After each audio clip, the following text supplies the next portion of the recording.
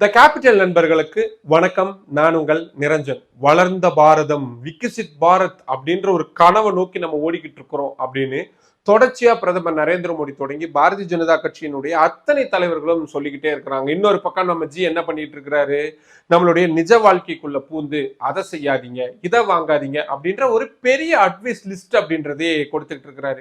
இன்னைக்கு நாம பார்க்க போறது, பிரதமர் நரேந்திர மோடி சமீபமா நிறைய அட்வைஸ் கொடுத்திருக்காரு. சாப்பாட்டுல எண்ணெயை கம்மி பண்ணிக்கோங்க, நடந்து போங்க, பொது போக்குவரத்தை பயன்படுத்துங்க அப்படின்னு ஏகப்பட்ட அட்வைஸுகளை அள்ளி தெளிச்சிருக்கிறாரு மனுஷன். அது மட்டும் இல்லாம கேஸ் மானியம் கட் பண்ணியிருக்கிறாங்க. தங்கத்தை வாங்கறதுக்கான என்னென்ன வகையிலெல்லாம் தடை செய்ய முடியுமோ அத்தனையும் செஞ்சிருக்கிறாங்க.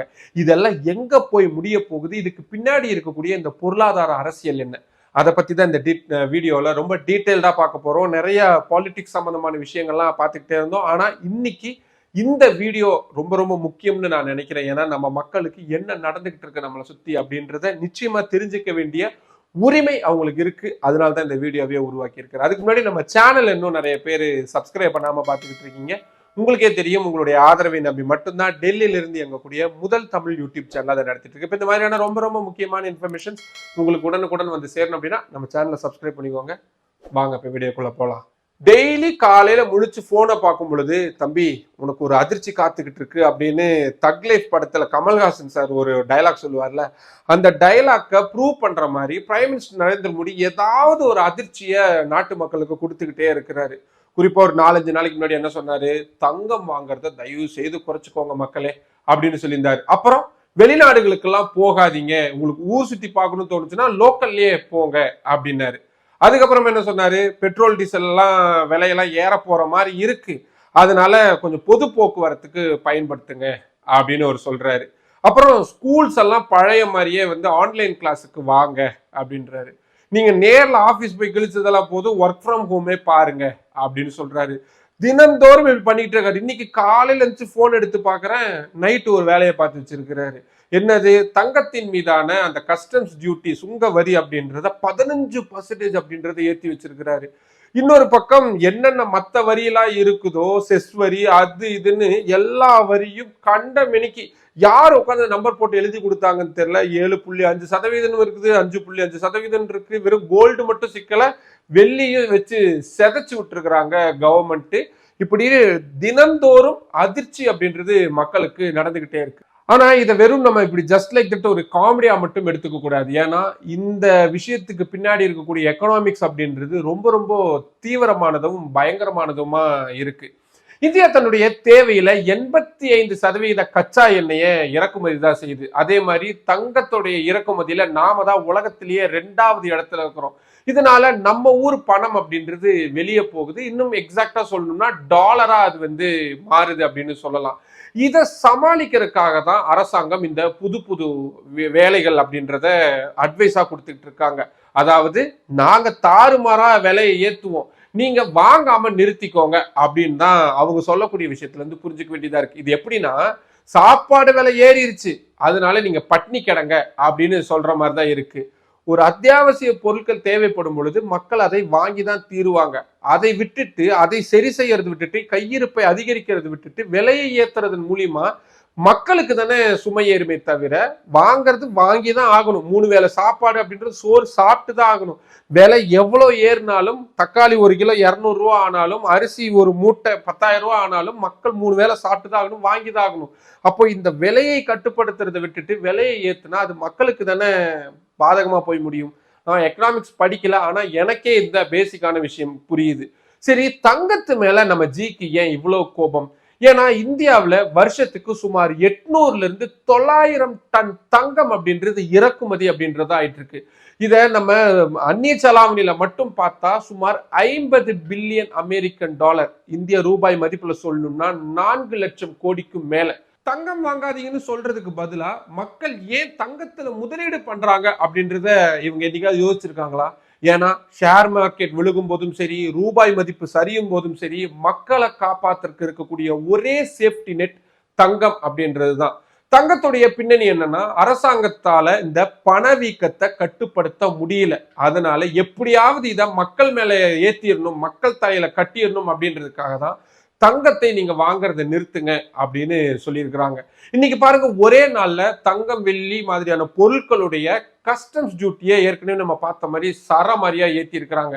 இதனால இன்னைக்கு 1 கிராம் தங்கம், ஒரு சவரன் இல்லைங்க, 1 கிராம் தங்கத்துடைய விலை மட்டும் கிட்டத்தட்ட 1500 ரூபாய்க்கு மேல ஏறி இருக்கு. ஒரு சவரனுடைய விலை அப்படின்றது கிட்டத்தட்ட 9000 ரூபாய்க்கு மேல ஏறி இருக்கிறத வைத்தறிச்சலோட தான் பார்த்துக்கிட்டு இருக்கிறோம். குறைஞ்சபட்சம் இவங்க என்ன பண்ணிருக்கணும், நாங்க இப்படி ஒண்ணு பண்ண போறோம், ரொம்ப கஷ்டமான ஒரு சூழல்ல தான் இருக்கிறோம், நம்ம எல்லாத்துக்கும் தயாராகும், ரொம்ப விரைவிலேயே நம்ம இந்த மாதிரி வரி ஏற்றத்தை எல்லாத்தையும் நம்ம பண்ண போறோம், அதனால மக்கள் தயாரா இருங்க அப்படின்னு ஒரு கேப் டைம் ஆவது கொடுத்துருக்கணும். ஆனா அப்படி எதுவுமே பண்ணாம திடுதிப்புன்னு இப்படி பண்ணாங்கன்னா அடுத்த மாசம் கல்யாணம் வச்சிருக்கக்கூடிய ஒரு லட்சக்கணக்கான இந்திய மக்கள் என்ன செய்வாங்க?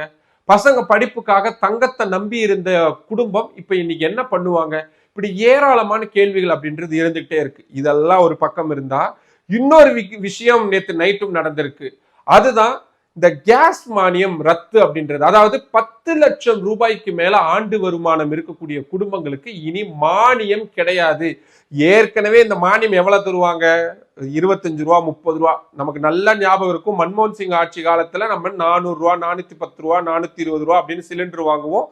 அந்த சிலிண்டர் விலைக்கு சரி பாதிய கவர்மெண்ட் அவங்களுடைய மானியமா கொடுத்துட்டு இருக்காங்க. இன்னைக்கு நீங்க யாராவது 400 ரூபாய்க்கு சிலிண்டர் வாங்குறீங்களா? ஏன்னா எல்லாத்தையுமே நம்மளுடைய மானியம்ன்ற பேர்ல நம்ம கிட்ட இருந்து தான் அதை வாங்கிக்கிட்டு இருக்காங்க. இன்னும் எக்ஸாக்டா சொல்லணும்னா நம்ம தான் கவர்மெண்ட்டுக்கு மானியம் கொடுத்துட்டு இருக்கிறோம். இதுல என்ன கொடுமைனா, இதை அதிகாரப்பூர்வமா அறிவிக்கிறதுக்கு முன்னாடியே மக்களுக்கு SMS அப்படின்றது போயிருக்கு. நான் சோசியல் மீடியால ட்விட்டர்ல ஒரு போஸ்ட் ஒன்று போட்டேன். கீழே பார்த்தா எனக்கு 10 நாளைக்கு முன்னாடியே இந்தியன்ல இருந்து வந்துருச்சு, எனக்கு ஒரு வாரத்துக்கு முன்னாடியே எல்ஜில இருந்து வந்துச்சு, அதுல இருந்து வந்துச்சு, இதுல இருந்து வந்துச்சுன்னு மக்கள் அவங்களுடைய அந்த மெசேஜை ஸ்கிரீன்ஷாட்டா எடுத்து போட்டுக்கிட்டு இருக்கிறாங்க. இது எவ்வளவு தீவிரமானதுன்னு கொஞ்சம் ரிசர்ச் பண்ண தொடங்கினப்பதான் இதோடைய டேட்டாஸ் அப்படின்றது ரொம்ப பயங்கரமா இருந்துச்சு. ஏன்னா இந்தியாவில் சுமார் 32 கோடி பொது எல்பிஜி இணைப்புகள் அப்படின்றது இருக்கு. அதாவது 32 கோடி குடும்பங்கள் அப்படின்னு நம்ம அதை ஓரளவுக்கு புரிஞ்சுக்கலாம்னு வச்சுக்கலாமே.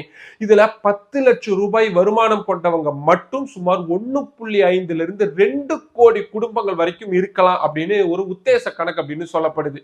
இப்போ அரசாங்கம் இந்த மானியத்தை கட் பண்றது மூலியமா ஆண்டுக்கு எவ்வளவு சேமிக்க போறாங்க? 5000 இருந்து 8000 கோடி ரூபாய் வரைக்கும் தான் மிச்சப்படுத்த போறாங்க. ஆனா இங்க ஒரு லாஜிக் இருக்கு. 10 லட்சம் ரூபாய் வருமானம் இருக்கக்கூடிய ஒரு ஊழியரோ, ஒரு ஐடி ஊழியரோ, இல்லாட்டி ஒரு நடுத்தர குடும்பத்தை சேர்ந்தவங்களோ, இல்லாட்டி வேற எந்த வேலையை பார்க்கறவங்களா இருந்தாலுமே சரி, அவங்க கண்டிப்பா வருமான வரி அப்படின்றத, அதாவது இன்கம் டாக்ஸ் அப்படின்றத செலுத்துவாங்க. அது போக ஜிஎஸ்டி அப்படின்றத செலுத்துவாங்க, மாநில ஜிஎஸ்டி அப்படின்றத செலுத்துவாங்க, ரோட்ல போறப்போ ரோட் டாக்ஸ் அப்படின்றது செலுத்துவாங்க. ரோடே இல்லாம ரோட் டாக்ஸ் கேட்கிறேன் அப்படின்னு விவேக் சொல்ற மாதிரி தான் நம்ம பார்க்க வேண்டியதா இருக்கு. அப்புறம் அது இதுன்னு தொடர்ச்சியா நம்ம சம்பாதிக்கிற பணத்தை கவர்மெண்ட்டுகளுக்கு ஏதாவது ஒரு வகையில கொடுத்துக்கிட்டே தான் இருக்க போறோம். கடைசியா அவங்களுக்கு இருக்கக்கூடிய இந்த நடுத்தர குடும்பத்துக்கு இருக்கக்கூடிய ஒரு சில நேரடி பலன் அப்படின்னு பாத்தீங்கன்னா இந்த கேஸ் மானியம் மாதிரியான விஷயம். அந்த 35 ரூபா தான், ஆனா 35 ரூபாயா அது கிடைக்குது, கவர்மெண்ட் கிட்ட இருந்து நமக்கு ஏதாவது கிடைக்குது அப்படின்னு ஒரு ஒரு அல்பாசிக்காது இருக்கக்கூடிய விஷயமா தான் இந்த மானியம் அப்படின்றது இருக்குது. இப்ப இதையும் புடுங்கிறது எந்த வகையில நியாயமா இருக்கும்? இதனால ஒவ்வொரு நடுத்தர வர்க்கத்தினருடைய மாத பட்ஜெட்ல குறைஞ்சபட்சம் 300 ரூபாயில இருந்து 500 ரூபாய் வரைக்கும் கூடுதல் சுமை அப்படின்றது ஏறும் நிறைய பேருக்கு. ஏன்னா 500 ரூபாய் ஒரு பெரிய மேட்டராங்க, ஒரு ஸ்விக்கியில ஆர்டர் பண்றது அப்படின்னு உங்களுக்கு தோணும்.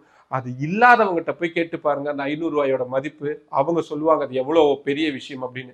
பிஜேபி காரங்க என்ன சொல்லுவாங்க? எங்கால் தாங்க விஸ்வகுரு, உலகத்துக்கே அவர் தாங்க வழிகாட்டுறாரு, அவர் நினைச்சாருன்னா எந்த போரா இருந்தாலும் இப்படின்றக்குள்ள நிறுத்திடுவாரு, அவர் போன் பண்ணாருன்னா ரஷ்ய அதிபர் புட்டின் வந்து இம்மிடியட்டா போரை நிறுத்திடுவாரு, ட்ரம்ப் எல்லாம் இவ்வளவு சொல்றாங்கல்ல, ஏன் இன்னும் போன் பண்ணாம இருக்கிறாரு? பிஎம்ஓல போன் இருக்கும் தானே, எடுத்து ஒரு போன் பண்ணி நிறுத்துப்பா, இங்க பெரும் பிரச்சனையா போயிட்டு இருக்குன்னு சொன்னாங்கன்னா நிறுத்திட போறாங்க. ஆனா இவங்க இந்த போர் நிறுத்த விவகாரங்கள் என்ன மாதிரியான நிலைப்பாடுகளை எடுக்கிறாங்க அப்படின்றது தொடர்ச்சியா சர்ச்சையான ஒரு விஷயமா தான் இருந்துகிட்டு இருக்கு. சரி, அது ஒரு பக்கம் இருக்கட்டும், அது சர்வதேச அரசியல். ஆனா இதுக்கு முன்னாடி இந்தியாவை ஆண்ட பிரதமர்கள் இப்படியான ஒரு இக்கட்டான சூழலை எப்படி சமாளிச்சாங்க அப்படின்னு பார்த்தா பயங்கர இன்ட்ரெஸ்டிங்கா இருக்கு. ஏற்கனவே நம்ம ஒரு வீடியோல இதே மாதிரி லால் பகதூர் சாஸ்திரியை பத்தி பார்த்திருந்தோம். உணவு பற்றாக்குறை வந்தப்போ ஜெய் ஜவான் ஜெய் கிஷான் அப்படின்னு சொல்ல வச்சு இந்திய விவசாயிகளை ஊக்குவிச்சு அவங்களுக்கு அட்வைஸ் பண்ணி நாட்டு மக்கள் ஒருவேளை சாப்பாடை எனக்காக துறங்கன்னு சொன்னதோடு மட்டும் இல்லாம அவரு அதை வீட்டுல செஞ்சு பார்த்து அதன் மூலியமா மக்களை அதுக்காக தூண்டினாரு. அமெரிக்காக்காரங்களுக்கும் மற்ற உலக நாடுகளுக்கும் பாடம் புகட்டியிருந்தார். அதுக்கப்புறமா இந்திரா காந்தி 1971 போறப்போ 10 பில்லியன் அகதிகள் இந்தியாவுக்குள்ள வந்தாங்க. ஆனா அப்பவும் அமெரிக்கா கடுமையா இந்தியாவை மிரட்டிக்கிட்டே இருந்தாங்க. ஃபாரின் எய்டு, எங்களுக்கு சர்வதேச உதவிகள் எதுவுமே தேவை இல்லை அப்படின்னு சொல்லி அப்படி நாட்டை வழி நடத்தி இருந்தாங்க. மன்மோகன் சிங் படிச்சப்ப நான் இன்னும் பயங்கர இன்ட்ரெஸ்டிங் ஆயிருச்சு எனக்கு. ஏன்னா 2008 உலகத்துடைய அந்த ரெசிஷன், கிரேட் ரெசிஷன் சொல்லப்படக்கூடிய அந்த உலக பொருளாதார மந்த நிலை அப்படின்றது நிலவிக்கிட்டு இருந்துச்சு. ஆனா இந்தியா மட்டும் இதுல இருந்து எப்படா தப்பிச்சுது அப்படின்னு இன்னைக்கு வரைக்கும் பொருளாதார வல்லுநர்கள் மண்டையை பிச்சுக்கிட்டு யோசிக்கக்கூடிய ஒரு விஷயம் அப்படின்றதுதான் மன்மோகன் சிங் செஞ்சிருந்தார். அதுதான் அந்த 100 நாள் வேலை வாய்ப்பு திட்டமான மன்ரேகா திட்டம்னு அழைக்கப்படக்கூடிய கிராமத்து இன்ஜின் ஆஃப் வில்லேஜ் அப்படின்னு அதை சொல்லலாம். அப்போ அமெரிக்கா, ஐரோப்பானு எல்லா நாடுகளும் ஆடி போய் கடந்துச்சு. ஆனா நம்ம ஊர்ல மன்மோகன் சிங் ஒரு விஷயத்துல தெளிவா இருந்தாரு. வெளிநாட்டுக்காரன் நம்ம பொருளை வாங்காட்டி என்ன, நம்ம ஊர் மக்களை நாமளே வாங்க வைப்போம் அப்படின்னு அவர் முடிவு பண்ணாரு. அதுக்காக அவர் யூஸ் பண்ண லாஜிக் தான் கிராமத்தில் இருக்கக்கூடிய மக்களுக்கு 100 நாள் வேலை வாய்ப்பு திட்டத்தின் மூலியமா காசு அப்படின்றத கொடுத்தாரு. அவங்க கைக்கு காசு வரும் பொழுது அவங்க என்ன பண்ணுவாங்க, அதை வச்சுட்டு சும்மா இருக்க மாட்டாங்க. கடைக்கு போவாங்க, பக்கத்துல இருக்கக்கூடிய லோக்கல் கடைக்கு போவாங்க, போய் சோப்பு வாங்குவாங்க, சீப்பு வாங்குவாங்க, மளிகை பொருள் அப்படின்றத வாங்குவாங்க. அதனால என்ன ஆகும், உள்ளுக்குள்ள பணம் அப்படின்றது புழங்கிக்கிட்டே இருக்கும். உள்ளூர்ல இருக்கக்கூடிய கம்பெனிகளுக்கு வியாபாரம் குறையாம ஓடிக்கிட்டே இருக்கும். மக்கள் கிட்ட காசு இருந்தா நாடு ஓடும் அப்படின்ற ரொம்ப சிம்பிளான கணக்கை வச்சு உலகத்துக்கே ஒரு பொருளாதார பாடத்தை எடுத்தாரு அந்த பொருளாதார புலி. 2008 பட்ஜெட்ல நச்சுன்னு ஒரு வேலையும் அவர் செஞ்சிருந்தாரு. சுமார் 71,000 கோடி ரூபாய் விவசாய கடன் அப்படின்றத ஒரேடியா தள்ளுபடி அப்படின்றத பண்ணியிருந்தாரு. அதனால என்ன ஆச்சு, கடன் பாரம் இறங்கின உடனேயே விவசாயிங்க நிம்மதி பெருமூச்சு விட்டாங்க. அவங்க மறுபடியும் விதை விதைச்சாங்க, அறுவடை பண்ணாங்க. அதனால பொருட்கள் அப்படின்றது புழக்கத்துல வர ஆரம்பிச்சது. கிராமப்புற பொருளாதாரம் அப்படின்றது டல் அடிக்காம தப்பிச்சுது. வெறும் கிராமப்புற பொருளாதாரம் மட்டும் இல்ல, அந்த ஒரு மூவ் ஒட்டுமொத்த இந்தியாவுக்கும் ஒரு பெரிய டார்ச் லைட் அடிச்சுது அப்படின்னு சொன்னா அதுல மாற்று கருத்தே இல்லை. அப்போ அமெரிக்காவில் இருக்கக்கூடிய பெரிய பெரிய பேங்குங்கள்லாம் சீட்டுக்கட்டு மாதிரி சரிஞ்சு விழுந்துகிட்டே இருந்துச்சு. ஆனா நம்ம ஊர் பேங்குங்க மட்டும் சும்மா கெத்தா அப்படியே ஸ்டைலா நின்றுகிட்டு இருந்தாங்க. காரணம் மன்மோகன் சிங் அப்படின்ற அந்த எக்கனாமிக்ஸ் புலி பண்ண வேலை. பேங்க்ல இருக்கிறது மக்களுடைய பணம், அதை வச்சு தேவையில்லாம ரிஸ்க் எடுக்க கூடாதுன்னு ரிசர்வ் பேங்க் ஆஃப் இந்தியா மூலியமா ரொம்ப ஸ்ட்ரிக்டான கண்ட்ரோல் அப்படின்றத அவர் பண்ணிக்கிட்டே இருந்தாரு. அதனால மற்ற நாடுகள் எல்லாமே ஓட்டாண்டியா போனப்போ கூட நம்மளுடைய இந்தியன் வங்கிகள் அப்படின்றது சும்மா சூப்பரான ஒரு இடத்துல இருந்தாங்க. மக்களுக்கும் அந்த வங்கிகள் மேல எந்த இடத்துலயும் பயம் அப்படின்றது வரல. தாராளமா அந்த வங்கிகளுக்கு பணம் அப்படின்றத செலுத்திக்கிட்டே இருந்தாங்க, கொடுத்துக்கிட்டே இருந்தாங்க. 1991 நாம நம்மளுடைய நாட்டை காப்பாத்துறதுக்காக தங்கத்தை, நம்ம கிட்ட இருக்கக்கூடிய உயிர் நாடியா இருக்கக்கூடிய தங்கத்தை வெளிநாடுகள்ல அடகு வைக்க வேண்டிய நிலைமை அப்படின்றது ஏற்பட்டுச்சு. ஆனா அதே மன்மோகன் சிங் 2009 பிரதமரா இருந்தப்போ IMF கிட்ட சுமார் 200 டன் தங்கம் அப்படின்றத நம்ம விலை கொடுத்து வாங்கியிருந்தோம். அதாவது ஒரு 10-15 வருடத்துக்கு முன்னாடி நம்ம தங்கத்தை கொடுத்து அடகு வச்சு கடன் வாங்கணும். ஒரு 15 வருஷம் கழிச்சு 200 டன் தங்கத்தை நம்ம பணத்தை கொடுத்து வாங்கியிருந்தோம். என்ன ஒரு கெத்தான மொமெண்ட்ல. அதனாலதான் அவரை எப்பவுமே பொருளாதார மேதை, அறிஞர்னு என்ன வேணாலும் சொல்லிக்கிட்டே இருக்கலாம். இதை நம்ம சொன்னா கூட கொஞ்சம் மிகைப்படுத்துற மாதிரி இருக்கும். ஒபாமா ஒரு தடவை மீட்டிங்ல சொன்னாரு, மன்மோகன் சிங் பேசினா எல்லாரும் கம்முன்னு கவனிங்க, ஏன்னா அவருக்கு தான் எல்லா மேட்டரும் தெரியும் அப்படின்னு உலக வல்லரசுடைய அந்த உச்சாணி கொம்புல இருக்கக்கூடிய அதிபர் சொன்னார். அப்படின்னா மன்மோகன் சிங்கோடைய பெருமையை நம்ம பெரிய அளவுல கவனிக்க தவறிட்டோம் அப்படின்றதுதான் இப்ப நம்ம பார்க்க வேண்டிய விஷயமா இருக்கு. இன்னைக்கு இருக்கிறவங்க என்ன நினைக்கிறாங்க, பணக்காரங்க நல்லா இருந்தா நாடு நல்லா இருக்கும் அப்படின்றது அவங்களுடைய கொள்கைகள்ல மிக முக்கியமா இருக்கு அப்படின்றதுதான் பெரும்பாலான பொருளாதாரங்கள் அறிஞர்கள் முன்வைக்கக்கூடிய குற்றச்சாட்டா இருக்கு. மன்மோகன் சிங் என்ன பண்ணாரு, சாதாரண ஜனங்க கையில காசு இருந்தா நாடு நிமிரும் அப்படின்றத அவரு நம்பிக்கிட்டே இருந்தாரு. அதனாலதான் 2008 இந்தியாவை அவரால் காப்பாற்றவும் முடிஞ்சது. அதுதான் அவருடைய ரகசியமாகவும் இருந்தது. இதெல்லாம் ஒரு பக்கம் இருக்குன்னா, இன்னொரு பக்கம் பங்குச்சந்தையுடைய நிலைமை ரொம்ப ரொம்ப மோசமா போய்கிட்டு இருக்கு. கடந்த சில வாரங்கள்ல மட்டும் முதலீட்டாளர்களுக்கு சுமார் 15 லட்சம் கோடி ரூபாய்க்கு மேல இழப்பு அப்படின்றது ஏற்பட்டிருக்கு. இது வெறும் அம்பானி அதானியுடைய பணம் மட்டும் கிடையாதுங்க. நம்மளுடைய மியூச்சுவல் ஃபண்ட் SIPன்னு சொல்லப்படக்கூடிய அதுவாகட்டும், இல்லாட்டி நம்மளுடைய பென்ஷன் பணம், இது எல்லாமே இதை நம்பிதான் இருக்கு. சந்தை ஏன் விழுகுது, வெளிநாட்டு முதலீட்டாளர்கள் இந்திய சந்தையிலிருந்து பணத்தை எடுத்து ஓடிக்கிட்டே இருக்கிறாங்க. ஏன்னா இங்க உற்பத்தி திறன் அப்படின்றது குறையுது, நுகர்வு அப்படின்றது கன்சம்ஷன் அப்படின்றது குறையுது. அதனாலதான் அவங்க இந்தியாவை விட்டு இந்த பணத்தை எடுத்துக்கிட்டு வெளிநாடுகளுக்கு ஓடுறாங்க. ஆனா நம்ம என்ன பண்ணிக்கிட்டு இருக்கிறோம், டிஜிட்டல் இந்தியாடா கெத்துரா அப்படின்னு வெறுமனே போஸ்டர் அடிச்சு ஒட்டிக்கிட்டு இருக்கிறோம். இப்போ முக்கியமான ஒரு கேள்விக்கு வருவோம். அரசாங்கத்துக்கு காசு வேணும்னா ஏன் சாமானியனுடைய வயிற்றுல கை வைக்கிறாங்க? ஏன் அவங்க கார்பரேட் கம்பெனிகள்கிட்ட போய் அவங்க கிட்ட இருந்து வாங்க வேண்டியது தானே?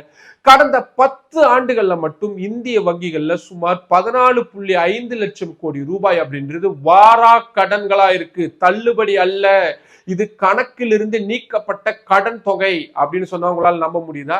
இதுல 80% மேலானது பெரிய பெரிய கார்பரேட் நிறுவனங்களுடையது. இந்த 14 லட்சம் கோடியில ஒரு 50% வசூல் பண்ணியிருந்தாலே இந்தியாவில பெட்ரோல் விலையை 60 ரூபாய்க்கு விற்க முடியும் அப்படின்னு ஒரு புள்ளி விவரம் சொல்லுது. ஆனா அதெல்லாம் செய்ய மாட்டாங்க. ஏன்னா கார்பரேட் டாக்ஸ 30%லிருந்து 22% வரைக்குமா குறைப்பாங்க. அதுக்கப்புறம் அவங்களுக்கான நிறைய சலுகைகள் அப்படின்றது கொடுப்பாங்க. பதிலுக்கு சாமானியர்களுக்கு தான் இந்த நெருக்கடி அப்படின்றது இருந்துகிட்டே இருக்கும். இப்போ இந்த பெட்ரோல் விலை ஏறுது, இல்லாட்டி கேஸ் சிலிண்டர் மானியம் நிறுத்தப்படுது. இதனால இந்த கார்பரேட்டுகளுக்கு ஏதாவது பிரச்சனை இருக்க போதா? அவங்களுக்கு நஷ்டம் இருக்கும். ஆனா சோத்துக்கே பிரச்சனை அப்படின்றது யாருக்கு வரப்போகுது? என்ன மாதிரி உங்களை மாதிரியே இருக்கக்கூடிய ஆட்களுக்கு தான். சரி, இந்த நிலைமையை எப்படி தாங்க சரி செய்யறது?